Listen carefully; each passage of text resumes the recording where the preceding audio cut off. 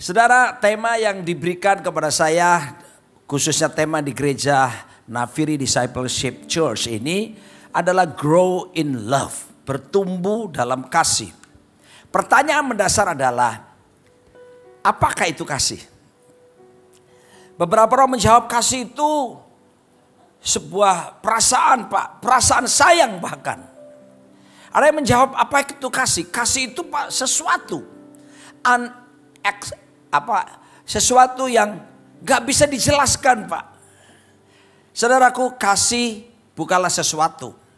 Kasih juga bukan perasaan sayang. Kasih itu satu pribadi. Ini yang membedakan kita dengan keyakinan yang lain. Di dalam Alkitab dijelaskan bahwa Allah adalah kasih.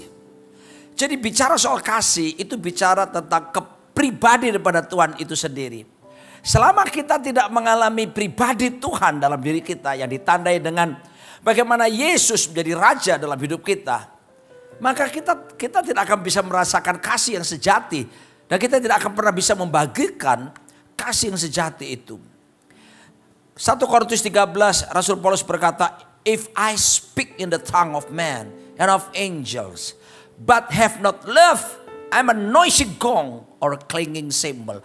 Sekalipun aku ini bisa berbicara bahasa-bahasa malaikat, kalau aku tidak punya kasih, aku seperti gong yang berkumandang, canang yang gemerincing. Gimana sih saudaraku, kita nyanyi cuma diiringi simbal. Gak ada nikmatnya sebuah nyanyian. Kita nyanyi cuma diiringi gong. Gong, gong. Gak ada iramanya, gak ada nikmatnya. Bahkan Paulus berkata begini, "If I give my body to be burned, but have not love, I'm in vain." Kalau aku kasih tubuhku untuk dibakar sekalipun demi orang lain, tapi tanpa kasih itu pun sia-sia. Betapa dalamnya pengertian kasih. Nah, saudaraku kasih Tuhan, Yesus memberi perintah baru dalam Yohanes 13 ayat 34. Tolong disajikan Yohanes 13 ayat 34. Sorry, saya tidak taat dengan PowerPoint yang saya sudah siapkan. Tapi enaknya gini ya, mengalir dalam urapan Roh Kudus, seile, flowing in the Spirit, ya. Yohanes 13 ayat 34. Yohanes 13 ayat 34. Baca ya semuanya, Pak. Siapa tahu ada yang satu minggu ini saking sibuknya, saudaraku, banting tulang kerja, siang jadi kenangan, malam jadi impian. Itu lagu ya. Waduh, saudara, saya tidak baca Alkitab. Nah, kesempatan sekarang baca Alkitab. Satu ayat saja. 1, 2, 3. Aku memberikan perintah baru kepadamu, yaitu supaya kamu saling mengasihi, sama seperti apa? Aku telah mengasihi kamu. Demikian pula kamu harus saling mengasihi. Coba renungkan itu Alkitab. Apa yang Yesus bilang? Hendaknya kamu saling mengasihi. Levelnya gimana sih? Standarnya gimana? Standarnya levelnya gini. Seperti aku mengasihi kamu. Seperti levelnya Tuhan mengasihi kita. Levelnya Tuhan mengasihi kita tuh level apa sih? Kasih tanpa syarat. Kasih tanpa alasan. Alamak, bisa nggak kita melakukannya? Ini perintah baru setelah dari perintah yang lama. Perintah lama itu di Matius 22 ditulis ayat 32 sampai ayat 22 sampai 30 ayat 37 sampai 39. Saya lihat wajahnya Pak Jos karena hamba Tuhan ini hafal ayat. Matius 22 ayat 37 sampai 39, Tuhan Yesus pernah bilang gini, kasih Tuhan Allahmu dengan segenap hatimu, dengan segenap jiwamu, dengan segenap kekuatanmu. Terus ayat selanjutnya dia bilang gini, kasihlah sesamamu manusia seperti dirimu sendiri. Nah, setelah ayat ini muncul, setelah ayat ini diberikan, lalu muncul lagi ayat yang tadi kita baca itu. Tentang level kasih kita. Saya jelaskan yang lama lebih dulu. Kasih sesamamu seperti dirimu. Gini loh. Before you love others, you have to love yourself first. Sebelum kamu bisa mengasihi orang, kamu harus belajar mengasihi dirimu sendiri. Selama kita tidak pernah berdamai dengan diri kita, Ada lagu berkata, impossible. Mana mungkin bisa mengasihi orang lain. Sepertinya Yesus mau bilang gini, I love you because I love me. Saudaraku dikasih Tuhan. Contohnya gini, saya tidak akan pernah bisa minta air minumnya sebentar Pak. Ya, ini ilustrasi. Bukan, saya tidak minta minum, maksudnya ilustrasi. Bapak ini bagus sekali sigap, langsung dibukain. Haleluya. Jadi kalau saya pinjam dompetnya langsung Bapak buka gitu ya. Terima kasih Pak. Saudara, saya tidak mungkin bisa memberikan air minum ini kalau saya tidak punya air minum. Aduh Tuhan Yesus tolong hambamu. Saya tidak mungkin bisa memberi saudara air minum kalau saya tidak punya air minum. Itu kan. Saudara tidak akan mungkin mencintai orang lain, mengasihi orang lain kalau saudara sendiri tidak punya kasih. So that's why Anda harus mengalami kasih lebih dulu. Baru Anda bisa mengasihi yang lainnya. Yang saya masukkan ini kasih pribadi loh, bukan sekedar perasaan sayang. Ini yang membedakan kita dengan keyakinan yang lain. Kalau perasaan sayang semua orang punya, semua agama punya. Tapi the true love hanya di dalam Yesus Kristus. Saudaraku dikasih Tuhan. Dalam Yohanes 17 ayat 3 dan 4. Yohanes 17 ayat 3 dan 4. Satu kali Tuhan bilang sama murid-muridnya begini. Yohanes 17 ayat 3 dan 4. Kok saya bilang Yohanes ya? Lukas. Saya bilang Yohanesnya. Memang lidah tak bertulang. Katanya Bob Tutupoli. Anak-anak sekarang gak tahu siapa Bob Tutupoli. Oh Tuhan Yesus, hamba ketinggalan zaman. Jagalah dirimu jikalau saudaramu berbuat dosa, tegurlah dia. Betul kan? Makanya kalau ada orang berdosa jangan dibiarin, tegur. Supaya dosanya jangan ditimpakan kepada saudara. Dan jikalau ia menyesal ngapain? Ampunilah dia. Oke? Tapi ayat berikut ini menggetarkan sekali. Bahkan, baca. Jikalau ia berbuat dosa terhadap engkau berapa kali? 7 kali sehari. Dan 7 kali ia kembali kepadamu dan berkata, I'm sorry, aku menyesal. Yesus bilang apa? Engkau harus mengampuni dia. Pak Pendeta, berapa banyak kita jengkel sama orang yang udah buat salah sama kita, dia minta maaf. Oke, gua minta maaf. Udah 1 jam lagi dia buat yang sama lagi. Lalu dia datang lagi kepada kita, sorry. Apa lu bilang? Tadi lu udah minta maaf untuk kesalahan yang sama. Sekarang lu bikin lagi. Ya udah ya. Terakhir kali aku ampuni. Sejam lagi dia buat yang sama. Terus dia datang sudah minta maaf. Berapa banyak saudara mau mengampuni, memaafkan dia? Saya berkata, rasa maaf ada batasnya. Tidak. Leave me alone. Yesus bilang. Makanya saudaraku, kasih yang ada ini beda. Saudara pasti akan tidak bisa berpikir jernih untuk mengenang ini. Kalau kita tidak mengalami Yesus di dalam sini. Hati kita. Kecenderungan kita sama orang non, mata ganti mata, gigi ganti gigi. Coba kalau praktekkan firman perjanjian lama ke perjanjian baru, mata ganti mata, gigi ganti gigi. Semua kita di sini ompong. Ke gereja tadi gini. Gak ada yang lulus.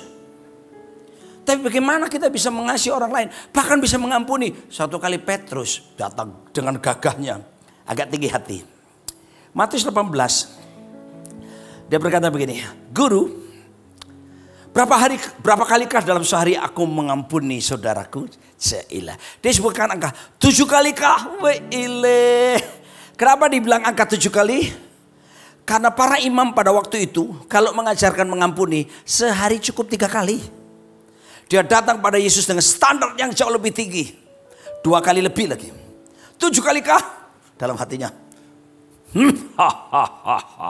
Yesus jawab begini, Petrus. Kalau orang Surabaya bilang, oh alah terus.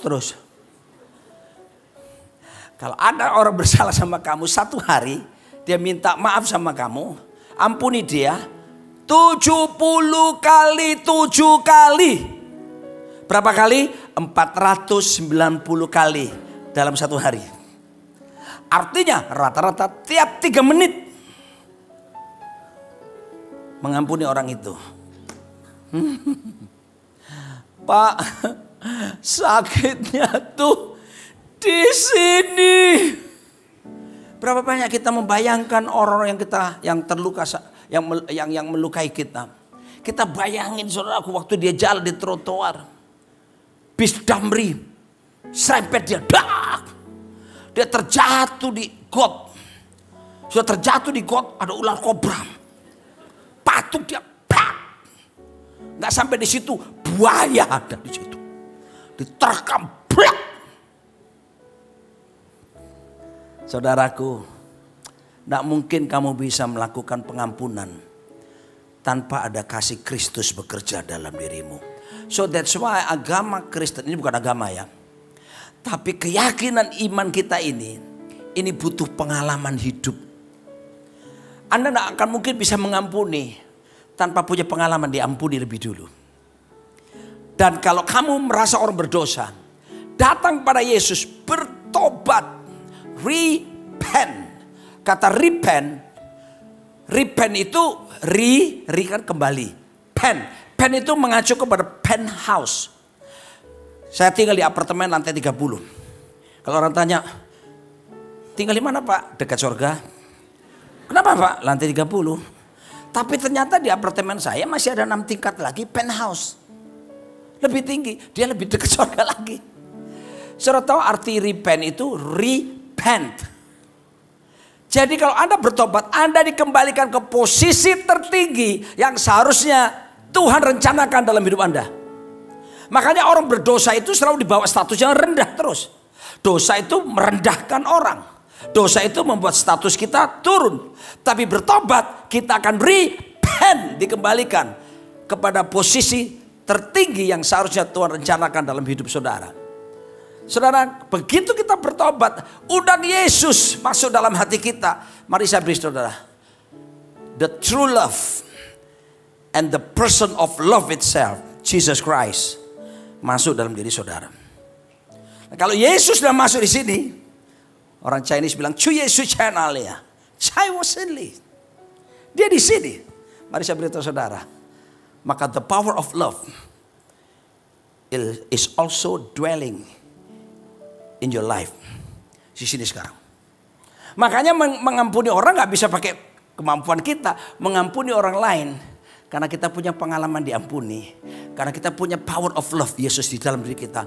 Maka kita bisa berkeputusan untuk bisa mengampuni orang yang bersalah kepada kita. So lihat reaksi murid ya. Yes, Lukas 17 tadi ayat yang keempat sekarang. Lukas 17 ayat keempat. Ini menggelitik saya waktu saya baca ayat ini.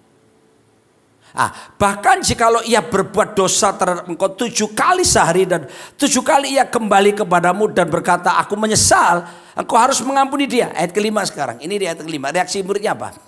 Next, ayat kelima. 1, 2, 3 baca. Lalu kata rasul-rasul itu kepada Tuhan, tambahkanlah iman kami. Guyu toh Pak? Ketawa kita. Saudara, begitu diberitahu sehari mengampuni orang yang salah dengan kesalahan yang sama, 7 kali datang minta maaf dengan cara yang sama. Tuhan bilang tetap ampuni, maafkan. Mereka pada bilang, Tuhan tambahkan iman kami Tuhan. Kenapa orang sanggup? Gua gak mampu. Dalam dunia per IQ-an, teori kecerdasan kan sekarang multiple intelligence ya. Banyak. Tapi ada 4 yang saya lihat yang penting. Yang sering orang ketahui. Yang pertama kan IQ. Kecerdasan intelektual. Kedua EQ. Kecerdasan emotional. Emotional quotient.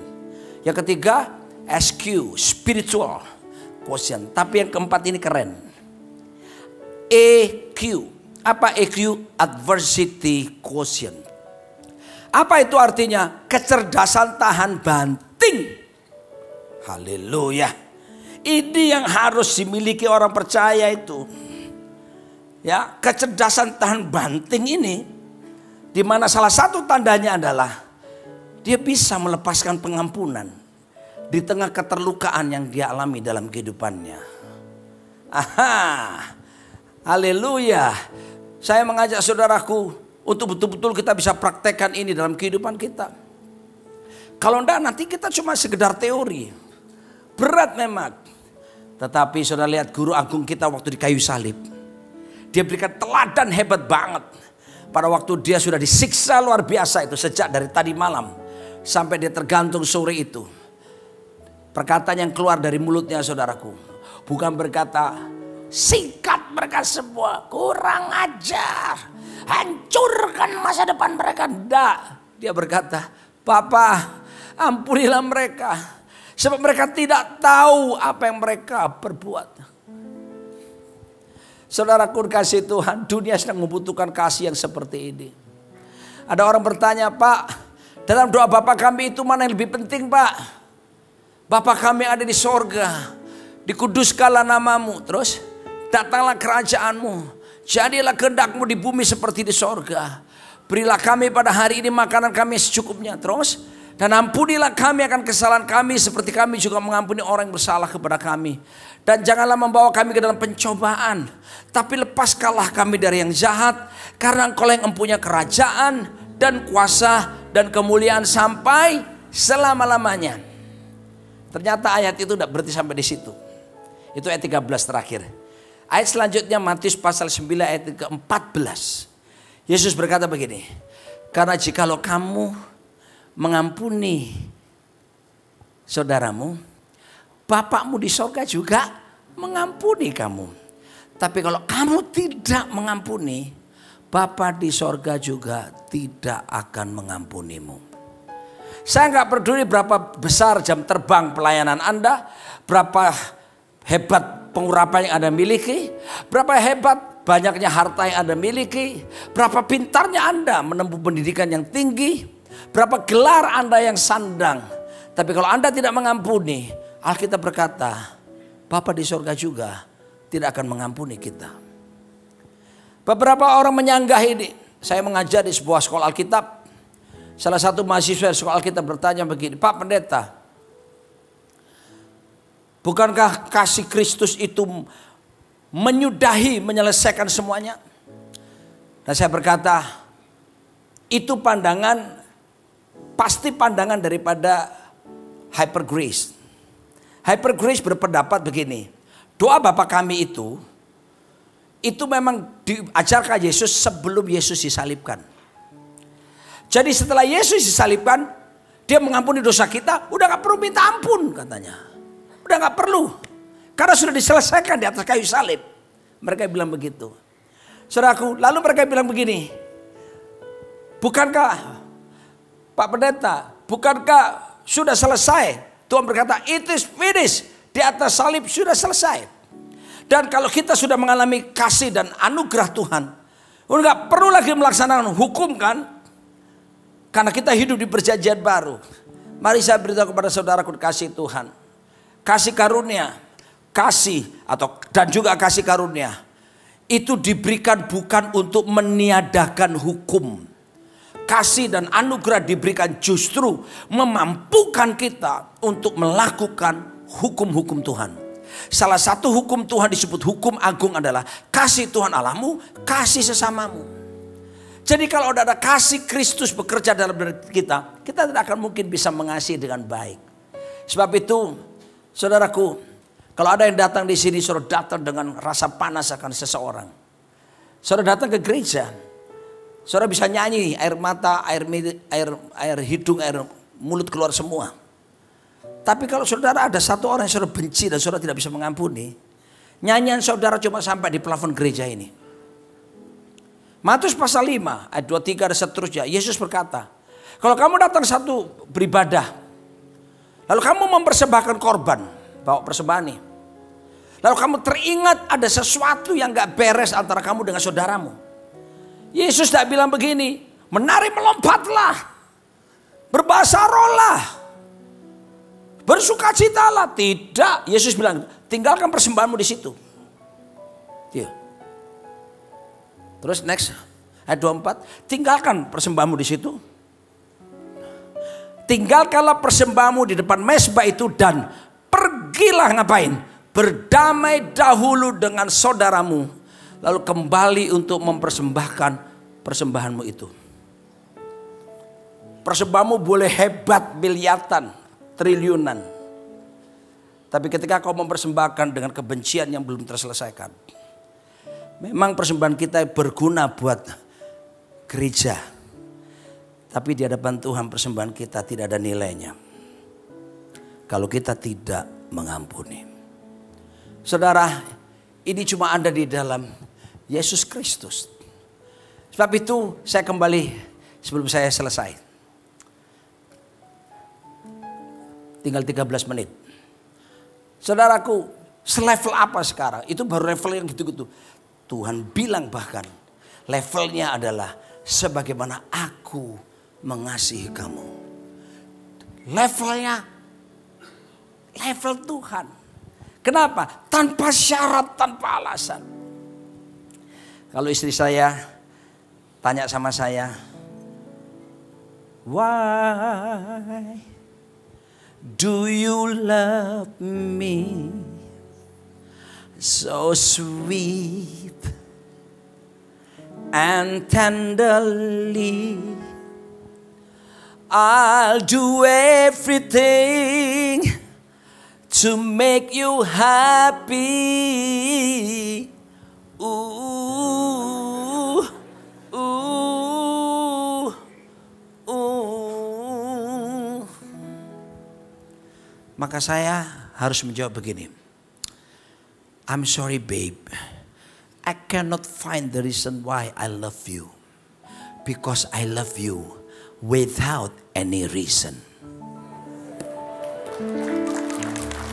Langsung dia akan berkata, so sweet. Suami istri, santuannya membuat kamu bisa saling setia. Kalau kamu melepaskan kasih tanpa syarat. Saya hampir 33 tahun menikah. Di tahun ini kami 33 tahun menikah. Tidak sekalipun saya pernah mengkhianati cinta dia. Dan puji Tuhan, istri saya pun tidak sekalipun mengkhianati saya. Why? Kami belajar menerapkan kasih tanpa syarat. Berapa banyak bapak-bapak begitu istrinya hamil, kehamilannya kedua, terjadi pelebaran ke kanan ke kiri dan bertambah luas wilayah istrinya. Pertama gitar Spanyol berwujud menjadi aqua galon. Maka kesetiaan berubah. Itu tidak terjadi di NDC. Itu gereja di kutub utara bagian pedalaman. Yang diam dalam gua-gua. Tepi jurang 500 meter. Perempatan jalan gang buntu. Amin. Seharusnya sekalipun sayang. Aduh bodimu. Aku suamimu tetap berkata. Still loving you. Dan so istri juga menjawab, sayang, sekalipun rambutmu brodoli kabeh rontok. Dan terperutmu maju puncit. Ngentutan lagi. Aku istrimu tetap berkata, still loving you. Itu kasih tanpa syarat. Itu akan menolong kita. Anak muda yang masih pacaran, denger ya. Kamu belum memberkati nikah. Okay, you can find the reason why you love your boyfriend or your girlfriend. Tapi begitu pemberkatan nikah, Pak Joshua memberkati kalian. Resmi sah suami istri dalam nama Bapa, Putra, Roh Kudus. Amin. Maka alasan mencintai pasanganmu sebaiknya ditanggalkan. Karena levelnya sudah nikah itu apa? Tidak boleh pakai alasan lagi tanpa syarat. Kalau masih pacaran kan, yang kenapa sih kamu mau sama aku? Cowoknya tanya, mataku kenapa -8 kok? Mata pencaharianmu.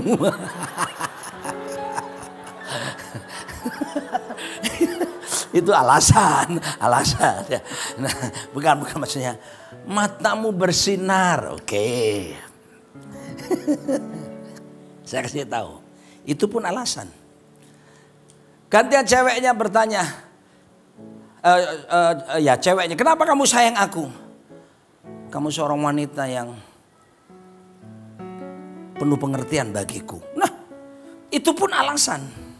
Tapi begitu pemberkatan nikah, kan sumpah tuh. Aku berjanji, aku mencintaimu dalam keadaan sehat atau sakit. Kemarin saya memberkati pernikahan di Bogor, Pak. Mempelai wanita ngomong ini, aku mengasihi kamu sehat atau sakit. Aku mengasihi kamu senang ataupun susah. Kaya atau jangan sampai miskin ya. Aduh, ya sudah. Saudara tahu apa maksudnya mencintai kamu senang, susah, kaya, miskin, sehat atau sakit? Kenapa?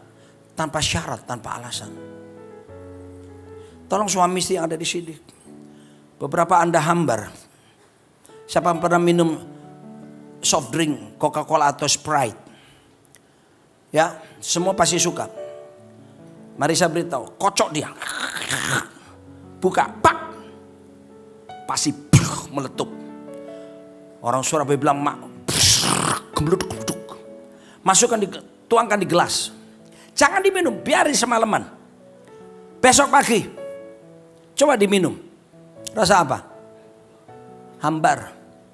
Sudah tidak ada getarannya lagi. Berapa banyak hubungan suami istri hari ini? Kamu datang ke gereja, kamu mengalami hal yang sama.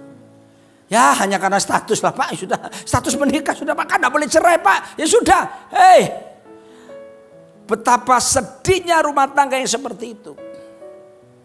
Tapi siang ini saya mau beritahu. Yohanes 2 ayat ke-10.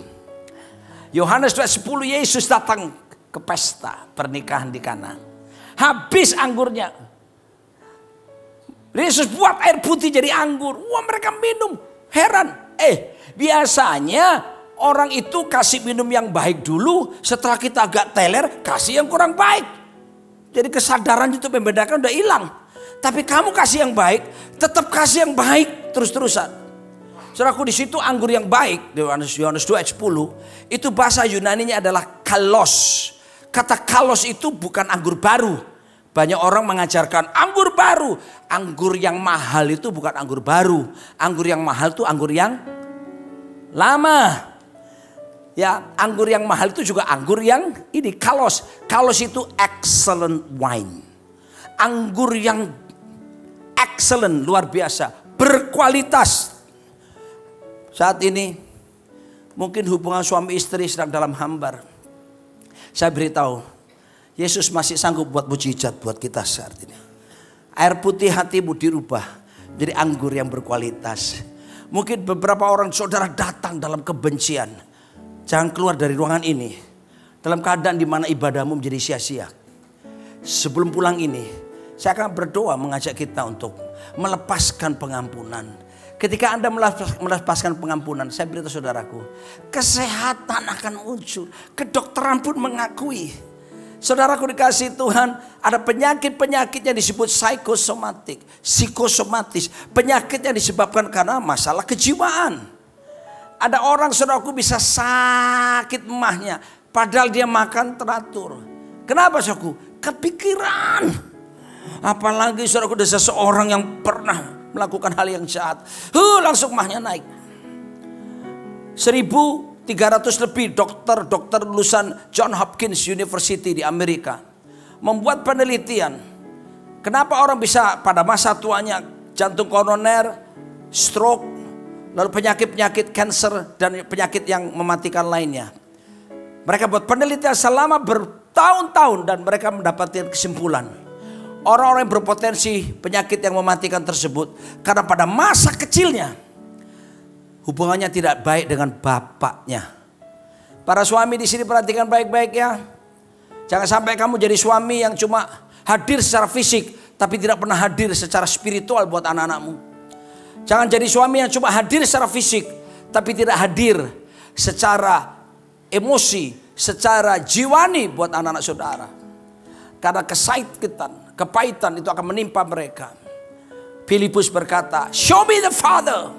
Tunjukkan Bapa itu kepadaku. Yohanes 14 ayat 8. Itu udah cukup bagiku. Inilah teriakan seluruh dunia.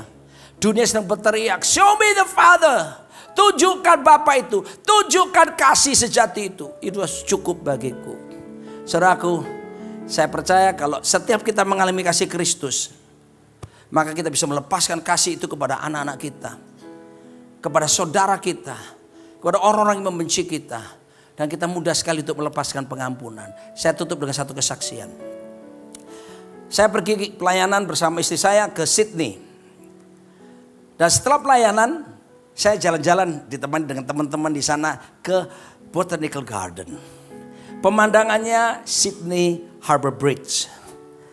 Dan di tengah kami jalan-jalan, tiba-tiba saya melihat ada seorang wanita tua yang bawa kendaraan khusus. Wah, saya bilang ini asik juga, nggak capek jalan-jalan banyak. Aku mau tanya sewa di mana gitu.